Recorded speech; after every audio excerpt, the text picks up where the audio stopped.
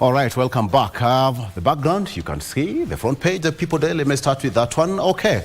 Perhaps we come back, Sossion, if you wanted to come to maybe just talk about the standard, perhaps 1 minute, if you can. Sossion. Yes. Yes, the question, let me ask you this question. How important is the debate about Mount Kenya? Now, we also saw Interior CS, that is Kindiki, saying that you should not be dragged into this debate. So how important is this debate, the Mount Kenya succession politics? How important is it? Well, I think, as I said, people are reading too much. And it's common knowledge that Mount Kenya is the bedrock of Kenya Kwanza administration. And going into 2027, it will still remain a strong, united base for Kenya Kwanza. And therefore, this extreme discussion and expectation of divisions in Mount Kenya is a discussion being driven merely to try and weaken Kenya Kwanza and create a penetrative avenue for other forces in 2027. But I can say very, very, very clearly, as has been stated by the president, that of course people should concentrate on delivering the manifesto that we prepared for rather than engaging in this debate. So therefore, that debate has been closed within the ranks and files of Kenya Kwanza administration. And it doesn't make any sense to discuss the item any further, because the President of the Republic is William Samoei Ruto, with total support from Mount Kenya. The Deputy President of the Republic of Kenya is Honorable Rigathi Gachagua, with total support from Mount Kenya. And the business now is to deliver on the bottom-up economic transformation agenda to the people of Kenya, and to give a report card to the people of Kenya as we move to 2027, as the President and Deputy President seeks re-election. So 2032 is 9 years away, and within the ecosystem of Kenya Kwanza, as I stated, one big agenda is to mentor young leaders for the future.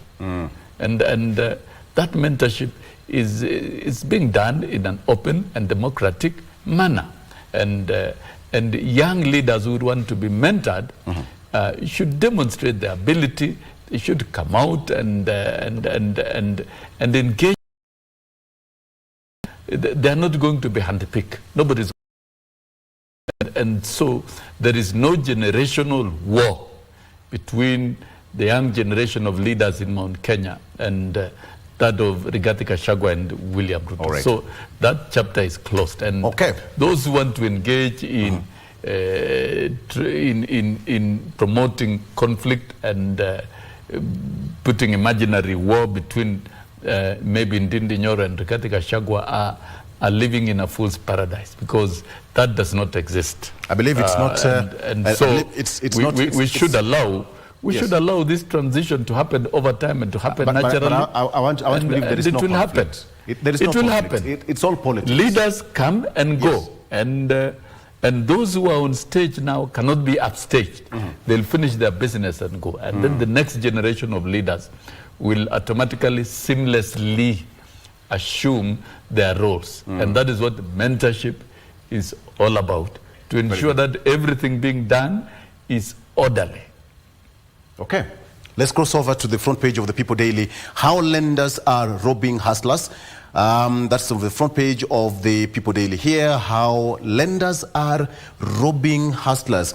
Riders have been pushed to die by suicide, marriages broken, children orphaned, and family property violently taken away by entities exploiting the vulnerabilities of the unemployed to make huge profit through exorbitant charges and hidden claims.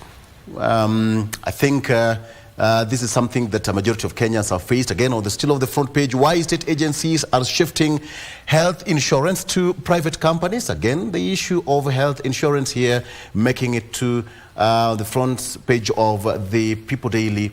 And yes, you have pictures of border riders, etc., etc. Supreme Court judges declined to hear Moi case of Ahmed Nasir.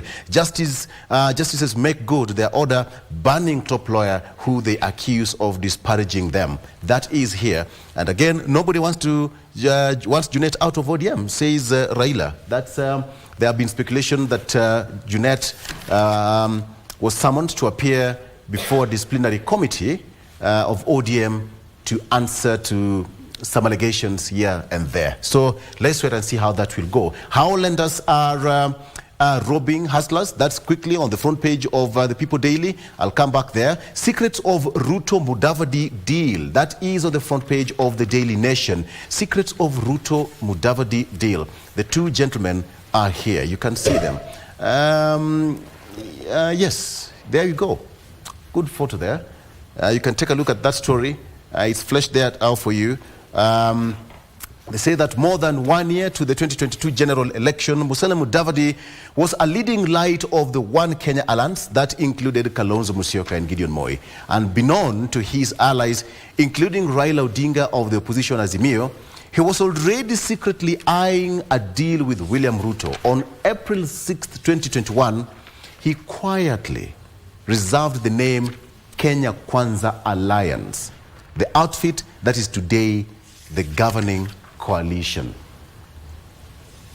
Interesting read there on page 4 and page 5. I think we just have to leave that at that particular point. But gentlemen, allow me to come back on the front page of the People Daily. Again, Wakili, the deal between, the issue here, how lenders are robbing hustlers. You've heard this quite probably in the corridors of justice, answering so many questions and this. What do you make of this front page? Very quickly, Wakili. Thank you. I would want to agree with the headline of the People Daily. And so many Kenyans are suffering. So many Kenyans are suffering because ordinarily, for you to get a facility in this country, you need to have a salary, you need to have a savings account in some SACCO, you need to have a savings account in some bank. But as things have turned out, a lot of Kenyans are not very good savers. A lot of Kenyans have nothing to save. So the only other recourse that is available for them is to go and take a facility from Shylocks. And I would want to say this without any fear of contradiction, that we have more Shylocks in these countries than banks and SMEs.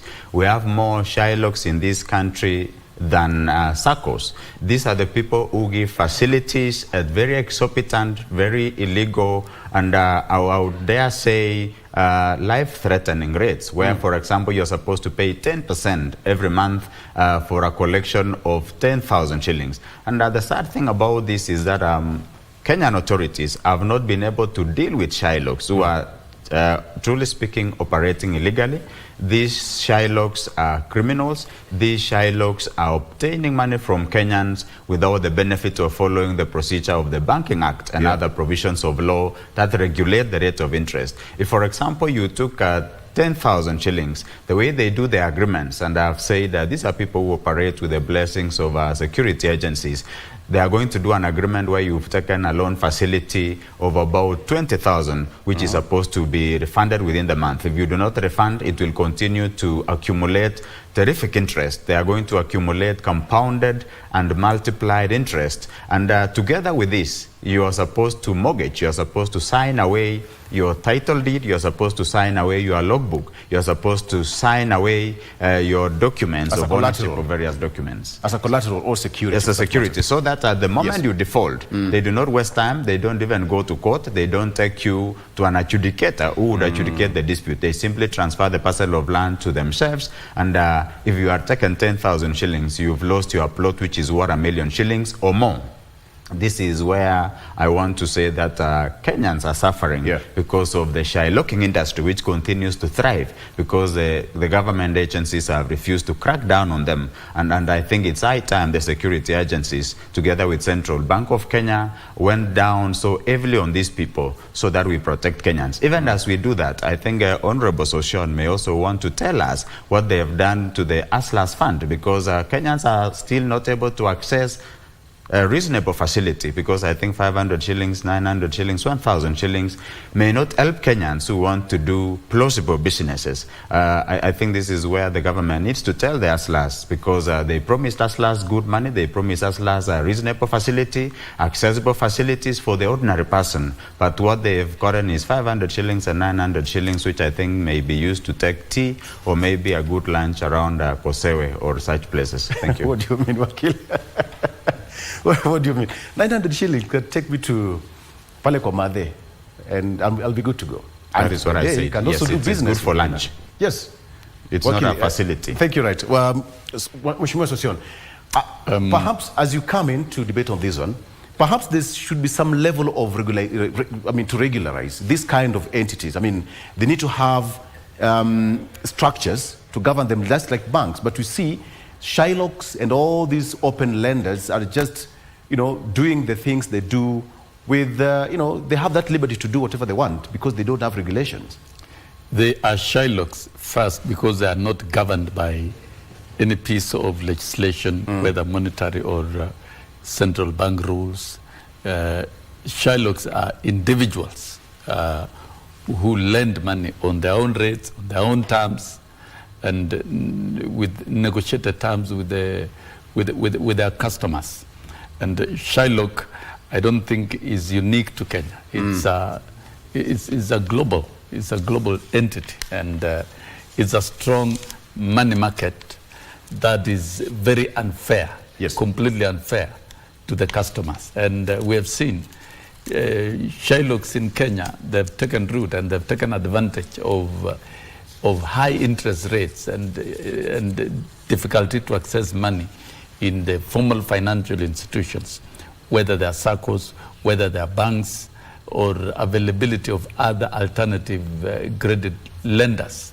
And the only solution is to ensure that citizens are able to access money for whatever reasons through other alternatives that are not Shylocks. That means we've got to relook at our financial market, the banks. Why are the banks charging huge interest rates at 14%, 19%? Is it not time that this is brought down so that then, instead of people moving into Shylocks, because Shylocks you get any money so quickly, and but then the repayment rates are so abnormal you end up losing property. I saw colleagues who are well grounded financially resorting to Shylocks, and they lost property, and they are poor. They are very poor, because a Shylock will send you to your financial grave. That's a fact for sure, and many Kenyans are victims of the same.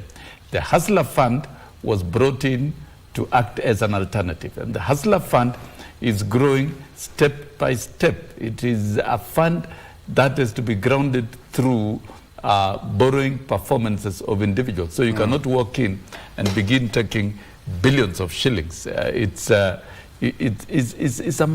strong microfinance that's supposed to lend to the people at the bottom. And so if Wakili here thinks 900 shillings can't do anything, 100 shillings will be very important to that poor hustler at that level. If you can borrow that money, 100 shillings, and repay at the end of the day and do what they want to do, that's a better alternative of extricating Kenyans out of the Shylocks. And you see, based on your graduated performance, and if you look at the data on the platform of the Hustler Fund, there are millions of borrowers, there are millions who are repaying, and there are millions who are performing, and they've graduated to high borrowing levels. And those high borrowing levels have actually been opened beginning this year, and I think it is the growth of Hustler Fund is not supposed to be managed mechanically. It must grow systematically and gradually so that it becomes a fund that is sustainable and that it can sustain itself over time, so that by and by Kenyans who are victims of Shylocks can have alternatives of getting money. Rome was not built in a day. We already have an idea. We already have a program. It is working. It is better to have a program than to lament. and so we think by easing the conditions in the financial market and expanding easy sources of funding to Kenyans who want to borrow money is the only way out of freeing them from Shylocks. But you cannot legislate Shylocks. I don't know whether it has been legislated. All right. Regulations of managing Shylocks anywhere in the world. Wakili here can tell us.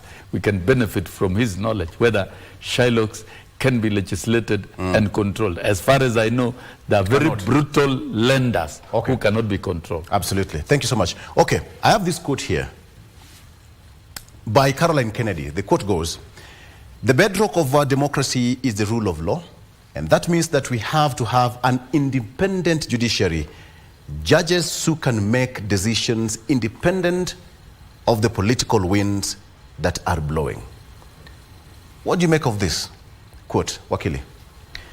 Thank you, Victor, and the viewers. What the quote has said is, to summarize, the provisions of Article 10 of the Constitution of Kenya read together with Article number 160 that in a functioning democracy, and I think Kenya has really tried. Amongst the Committee of Nations, Kenya has made tremendous progress. We are a country that is governed under the Constitution. We are a country where everybody is under the law, where everybody is under the Constitution. To take it to the next level, the quote says that for such a democracy to function efficiently and effectively, every person, every office, every institution ought to pay homage, or to respect the Constitution, or to respect the rule of law. Yes. What it means also is that the executive should be able to check against Parliament, check against the judiciary, and in the same vein, the judiciary and Parliament ought to be able, without much ado, organically, to check the executive. It means, therefore, that whenever the executive checks Parliament, Parliament should not be annoyed. Whenever the judiciary checks the executive, those in the executive should not attempt in one way or the other to cut the legs of the judiciary. That is what the quote says, and as I've said, it is a very good summary of what we have in Article 10 of our Constitution on the rule of law, constitutionalism, and separation of powers. Article 10, quite fundamental. Walimu, this quote, "The bedrock of a democracy is the rule of law, and that means that we have to have an independent judiciary, judges who can make decisions independent of the political winds that are blowing." And I think that quote is very candid. The rule of law, the bedrock of a democracy is the rule of law.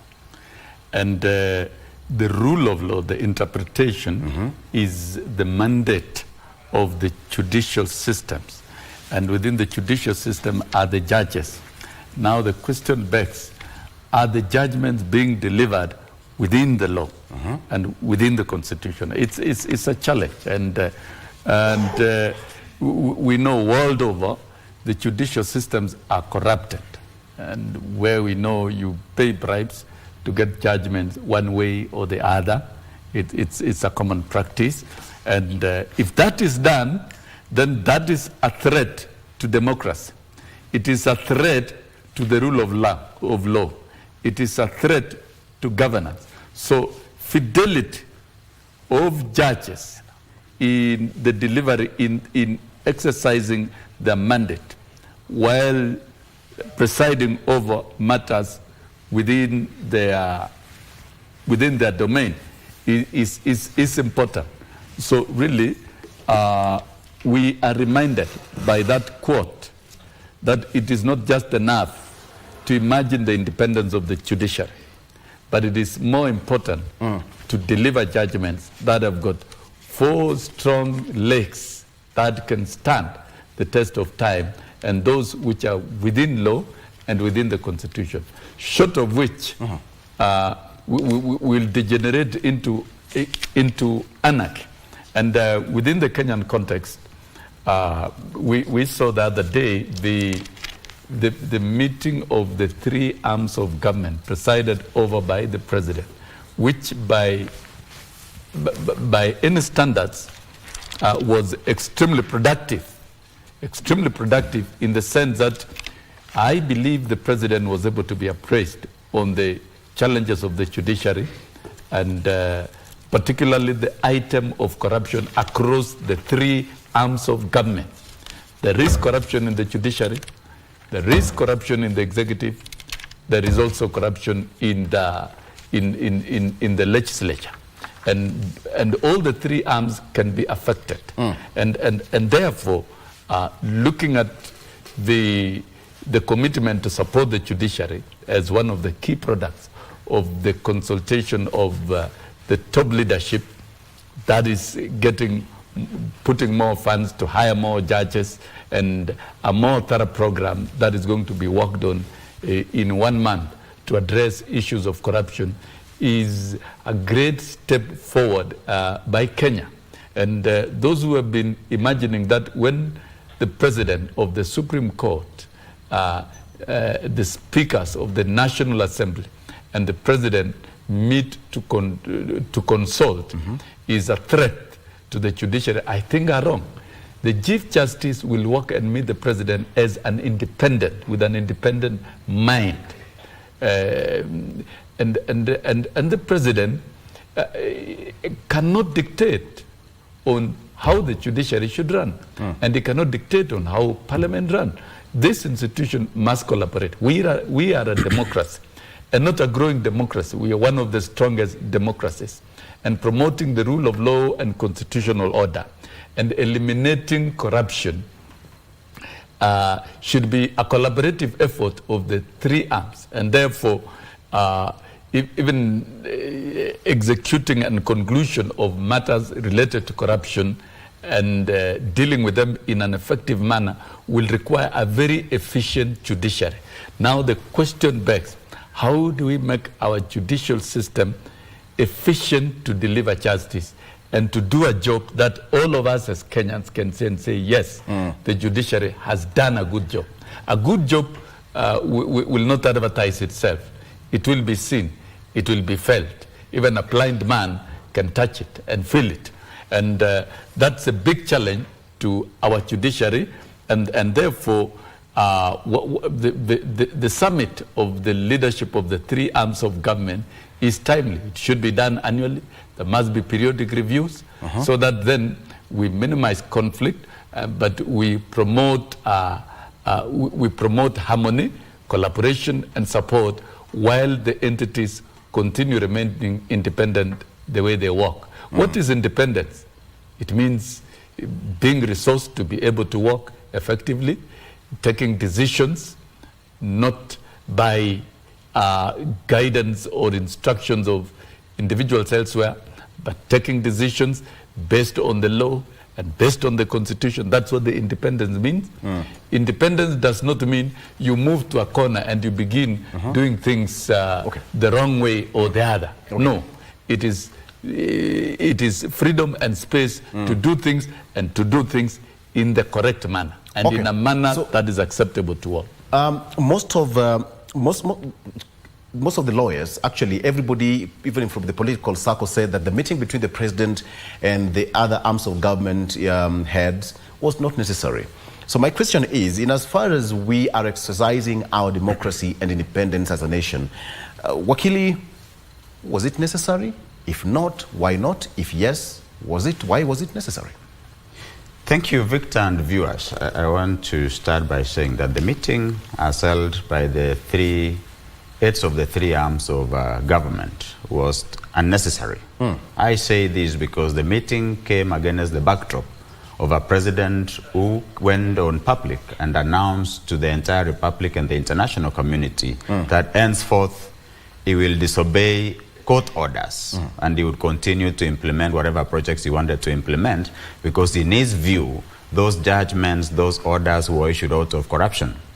As we speak today, there is no communication that the Office of the President has communicated to the Judicial Service Commission on the corruption allegations of any judge or judges who are responsible or who made certain decisions. And this is what Article 168 of the Constitution of Kenya says. If there are corruption allegations, you need to take them to the Judicial Service Commission by way of a petition. And this has been settled by the High Court in the case of the DCJ Honorable Philomena Mwilu, that the first port of call if there are complaints against a judge to the Judicial Service Commission. So the president comes out and is breathing fire, and he says he will not obey court orders.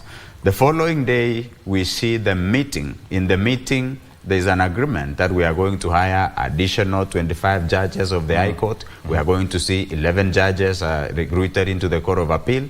This meeting needed not to have happened. What should have happened in the first instance is that the president should have said he made a mistake. He should have given an apology to Kenyans. That as a president, as the commander-in-chief, and as the head of state, he made a mistake because he was annoyed because of the housing fund, the housing levy, which was not coming as expected, and the government relied on this money for liquidity, and as a result of which his programs and the running of the government was being disrupted, and therefore for that reason he made a mistake, and he was apologetic because he's supposed to ensure that we have the rule of law and constitutionalism in this country. Having apologized, he could then now proceed to call a meeting between the head of the judiciary, Parliament, and himself, for which they could discuss matters that touch on interdependence of the three organs of government. And we have other organs which are not necessarily in the Constitution. We have we have the Law Society of Kenya, which is now the fourth organ in the manner in which it is checking government, in the manner in which it is supporting government. We have the fourth estate, which has also done a very good job in the last couple of years. So from where I sit, Victor, there was nothing new that came out of that meeting. You don't do a favor by giving the judiciary additional money. And I want to challenge Honorable Sossion. The best practices internationally is that the judiciary is given about 2.5% of the national budget. In Kenya, we give it less than 1%. Like in the current financial year, the judiciary has been given about 23 billion against 3.7 trillion. You look at Nairobi, for example, in terms of courts, we have one chief magistrate civil court in Milimani against 17 constituencies, a population of about 8 million people. You can't expect the wheels of justice to move. They can't move, and as we speak today, Milimani law courts, chief magistrate, civil registry, civil courts are not moving at all, because we have a situation where we have a gridlock of cases because we have less human capacity, we do not have sufficient infrastructure, we have insufficient technology, and I think this is where the executive and the legislature want, so that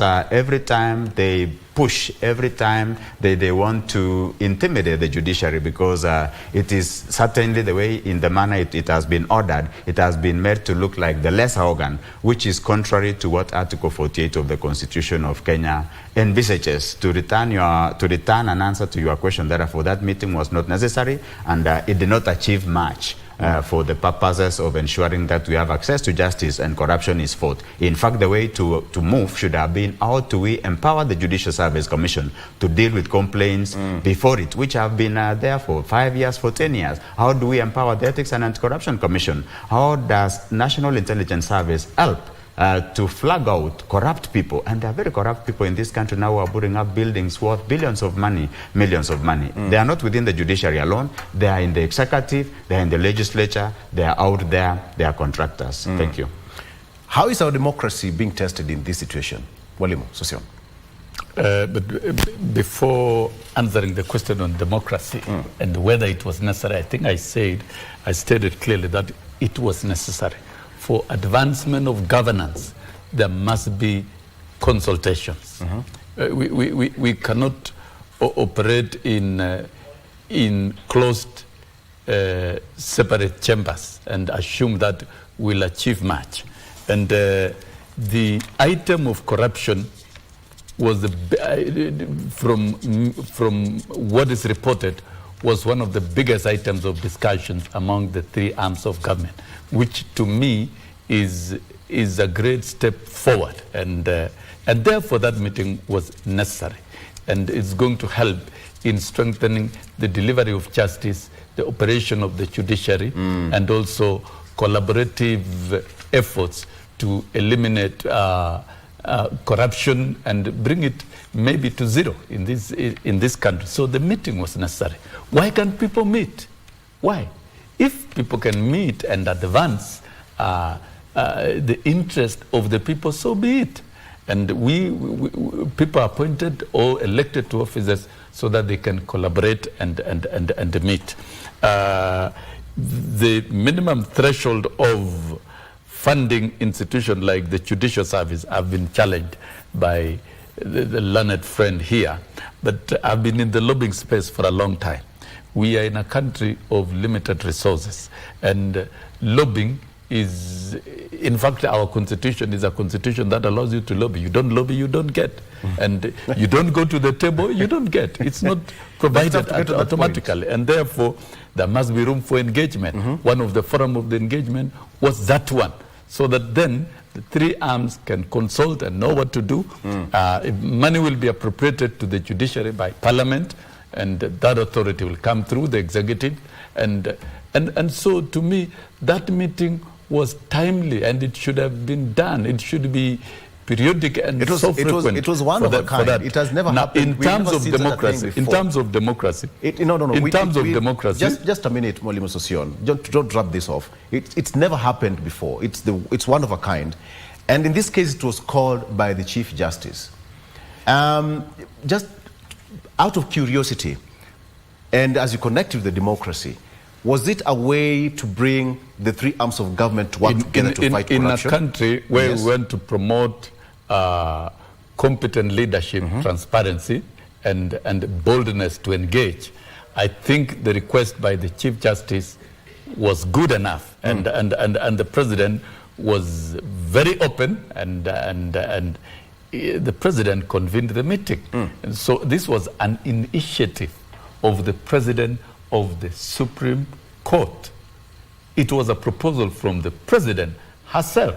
And so the President of the Republic, who is the head of the executive arm of government, found it also necessary to have such a meeting. And as you have seen, the demeanor of the President of the Republic is working with everybody and everyone and engaging in conversations with all groups, whether it's opposition and whether it's the judiciary, whether it's the legislature, because we must have an orderly country, a country free from fear, and a country and institutions that are independent and institutions that are accountable to the people of Kenya. We must accept to be accountable to the people of Kenya. And therefore, the meeting is part of promotion of accountability, particularly in enhancing the rule of law and rooting out corruption within the ranks and file. And my learned friend here, it is foolhardy for anybody to go to the media and cheat and say, yes, if you have evidence, you bring. Yes, there's a lot of evidences about people who are corrupt, judges who are corrupt, individuals who are corrupt, maybe within the executive and within the legislature. All of them must go. They must be swept. If we want to run a country that is prosperous in itself. And the 1 month timeline, and with a team that is working on these particular issues, born out of that consultation, is a step in the right direction. To me, that is a major, major product. And as to your question on our democracy, we have grown our democracy as a country in our own innovative ways and in a manner that fits the interest of the people and in a way that we really think it should. Okay. Who could think? Allow me to take a break. Who could think that one day the President of the Supreme Court can nullify elections and you force a country to peacefully go back let's take a break.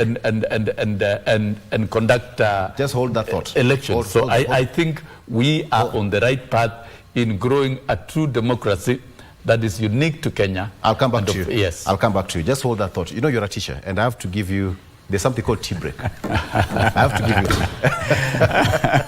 Let's take a break. We'll be right back with the Mwalimu Wilson Sossion and Wakili Getich. Stay with us. I have to serve them tea, literally. Tea break. All right, so I have my cup of tea. William Sossion, are you happy now? Yeah, extremely happy. You have your... good, even Wakili. So please, Wakili, don't sue me. No, you're very safe now. Tasty coffee. I'm safe. It is a tasty coffee, and yes, we are told Kenyan coffee is the most tasty. It's very tasty, by the way. It's highly priced in the market, and yes, with the new strategy of guaranteed minimum returns and protecting farmers, coffee farmers are the beneficiaries, because our coffee will be selling highly in the global market. So but back to the item on democracy, you know, democracy, with all types of democracy all over the world. Yes. And the evolution of democratic practices vary from country to country. And those of us who have traveled the world over, I'm widely traveled myself, and you can see indicators of good democratic practices in any jurisdiction that you visit.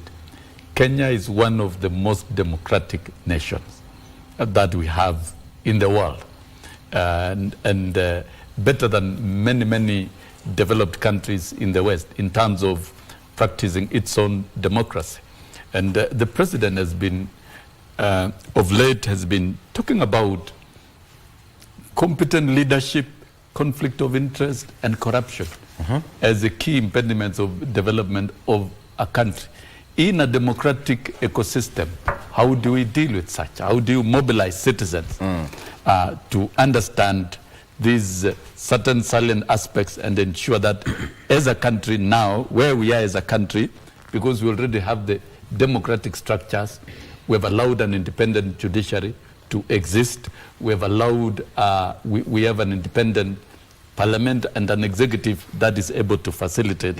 How then do we nurture competent leadership across board, and so that all institutions are just but a mark of competency and quality? When we get down to schools, it's the same things. It's competence and quality.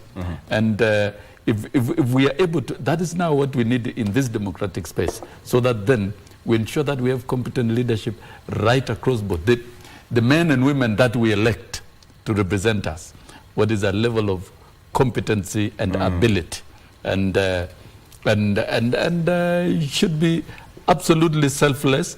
When it is selfless, we'll have a culture of interest of the nation and that of the people, and that is when we'll eliminate what we call conflict of interest. And indeed, we must all agree we get rid of corruption. Absolutely. The day we'll kick corruption out of the country, remove conflict of interest in offices, and promote competent leadership, this country will prosper very, very, very, very greatly. Thank you. This is a potential economy. Other than being a strong democratic country, it is also a strategic country in terms of economic investment. And if you look at the global data now, Kenya is ranked as #1 country of foreign investment within the continent of Africa, and strategic in terms of communication. It's the fastest growing economy. And with the implementation of the free visa, I've had time in golf courses to play with golf tourists from Africa and from outside Africa, and they're excited to come to Kenya just to play golf and go back. We must open our country to be an exciting country for any citizen from anywhere in the world to visit, and therefore democracy is an incubator of economic prosperity and fulfillment of the people. And I agree with the president with three things. We must have competent leadership in all institutions of public institution or even private. Number two, we must remove conflict of interest in all our public institutions. Absolutely. And we must fight corruption. All right, thank you so much. That is when we'll fulfill ourselves as a true democratic and prosperous nation. All right. When you talk about our democracy, Wakili, look at the independence of all the institutions that we have in the country. But there is one person Let me just call that person the third arm, the fourth arm of government, and the most important one. This is the Wanjiku. So how independent is Wanjiku in as far as we have got parliament, the legislature, the executive, and the judiciary? But now, the big boss here, who is the chief beneficiary of all this democratic space that we are enjoying, is the Mwananchi. So how is Mwananchi enjoying the democratic space together with the three arms of government? Thank you very much, Victor, and the viewers. The expectation of our constitution, the expectation of the rule of law and constitutionalism that we enjoy as a country was that the common person, the Wanjiku as traditionally referred to, is the person who is benefiting, is the person who is reaping the benefits of our democratization, of our independence, of our institutions, of functioning institutions which are effective and which are efficient. On the contrary, the major beneficiaries in this country today of the independence, of the constitution, of the democracy that we have are the big people. We're talking about the members of parliament, we're talking about cabinet secretaries and principal secretaries, we are talking about judicial officers. These are people who have very good medical covers. I know Honorable Sossion is yet to get a medical cover because his ascendancy to Chief Administrative Secretary was interrupted by a court order. Who told you? Maybe we'll get one. Maybe we'll get one if he succeeds in the Court of Appeal. So the major beneficiaries of governance in this country that we have worked so hard for are the big boys, are the big girls. The common person that we are talking about today has got nothing. Look, for example, at the hospitals that we have as a country. If you went today to a county referral hospital, you might get one nurse, you might get a doctor, you might get a prescription, but there shall be no drugs. If you went today to court, if you have a case in court in Kenya, for example, a corruption case, it might take you 10 years. Going to court, the magistrate is attending a seminar, the magistrate is attending a colloquium, the magistrate is attending some training somewhere. A case takes 10 years before you are acquitted. If you have a matter in the police station, you want to go and report an accident, the police person who is seated at the reporting desk will want some chai, some 500 shillings, some 200 shillings, so as to report that you have suffered an accident. If you went to the lands officers and you want to conduct a search, it will take you at least a month. If you facilitate with some 500 shillings, and the lands officers are very expensive. If you have some 500 shillings or 1,000, you might get it within 2 weeks where we've not digitized. I want to return an answer to your question by saying, Victor and viewers, that the beneficiaries of the constitution that we have, of the independence that we have as a country, are not the common people. It is the big boys, it is the big girls who have very good medical covers, they have very good insurance covers, they have very good mortgages, very good salaries, and of course they have very good security. I don't know if Mr. Sossion here, Honorable Sossion here, already got security, but the beneficiaries are the big boys and girls in this country. The ordinary people, the tea farmer, is yet to benefit from any reforms that this government has put in place. The tea prices remain as they are. We only benefited from the weakening of the shilling because we sell tea in dollars. The coffee farmer is not celebrating. The maize farmer who got some subsidized fertilizer did not benefit from protected prices, from controlled prices by the government. So the influence of government, whether it is the judiciary, whether it's parliament, whether it is the executive, is yet to reach the common person. And that is why people are struggling in hospitals, our people are struggling in the police stations, in courts, across the board. Thank you. All right. So I'm about to finalize this one, but today, Mwalimu Sossion, you allow me to break the rule a bit and just bend it. Wakili here, allow me to ask this question. You are vying for a position of president of the LSK, right? Yes, sir, Victor. If I got it right. How many are you right now? We're running for the position of president of the Law Society of Kenya, and we are 5. We have 3 ladies and 2 gentlemen. All right. So allow me to together with Sossion here, to ask you a few questions. Sossion, perhaps if you have a question for him, but I'll start. What is your vision for LSK? Simple. Thank you very much. I envision a Law Society of Kenya where the senior lawyers, the middle bar lawyers, the junior lawyers would come together once again, speak to each other, and ensure that the aspirations of the Law Society of Kenya under Section 4, that is the corporate aspirations and individual aspirations of lawyers, can be met in this country. I have a vision for mentorship and welfare, a vision for accountability, checked institutions, and expanded, efficient, and effective opportunities for all lawyers in this country. And to a bigger extent also, we want to support Kenyans. We want to support the government on advising them on matters of legislation and help Kenyans to ensure that we have a democracy that is functioning well and that respects the rule of law and constitutionalism. LSK is one of the biggest institutions in our country, and it plays a very pivotal role in dispensation of law to everybody. Allow me to ask this question. The issue of defiance of court orders, how will you fight together with the lawyers across the country, make sure that court orders are not defied?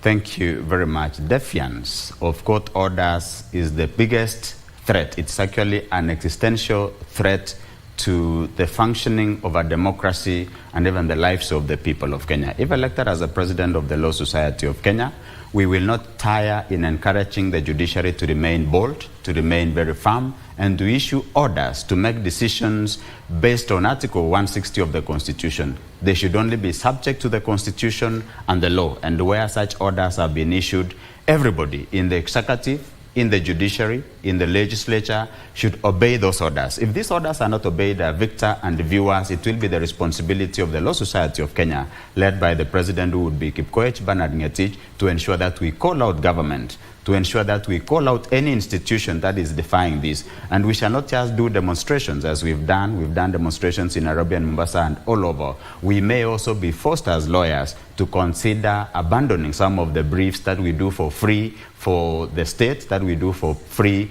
for some people in the Republic of Kenya. Mwalimu Sossion, if you have a question or two for him. Before I ask him one question, I think there are issues that he raised, and I think the Law Society and the legal fraternity should also be alive to the aspirations of the people of Kenya and what government is doing through its own manifesto. The biggest problem that we have in Kenya is state capture, the capture of the economy, and the cartels who are involved are protected through courts, and they cannot go to courts alone. They are assisted by lawyers, and so lawyers become accomplices of protection of cartels, and that's a big challenge. I know it goes with economic benefits and in the name of the rights of everyone. You see, when we are talking about universal health coverage in this country, it means we are going to get rid of the super covers that him and me and others can access. And the rest of the Kenyans, the poor household in Kibera, the poor household in the village, that household with a patient suffering from cancer who have to sell land must be covered one way or the other. And that is why within the pillar of Kenya Kwanza, the rollout of universal health coverage must be done now. And it was a mistake for the judiciary to rule against the rollout. It was a big mistake, and that's where the president said, no, the judiciary can't stop me. And you see, the judiciary exists to assist the president to roll out what he intends to do in a legal manner, but not to obstruct. Okay. So I think those three things, the universal health coverage is being rolled out, is for everyone. In the fullness of time, it shall be seen, we shall all be equal, and several other programs. But then I should ask my brother here two things, two questions.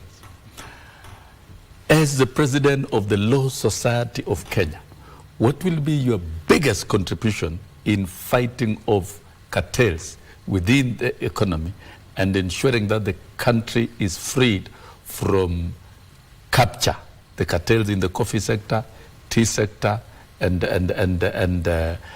all aspects, the sugarcane sector, you know, so that we give our people freedom to enjoy their economic prosperity. That is number one.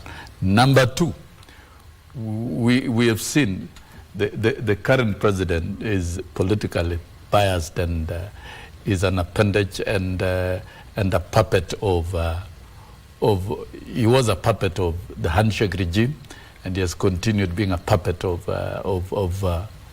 Azimio. How are you going to bring integrity to that office so that what you execute as the president is about the rule of law but not being misused in political frontiers to fight political fights? Very good. Ngetich?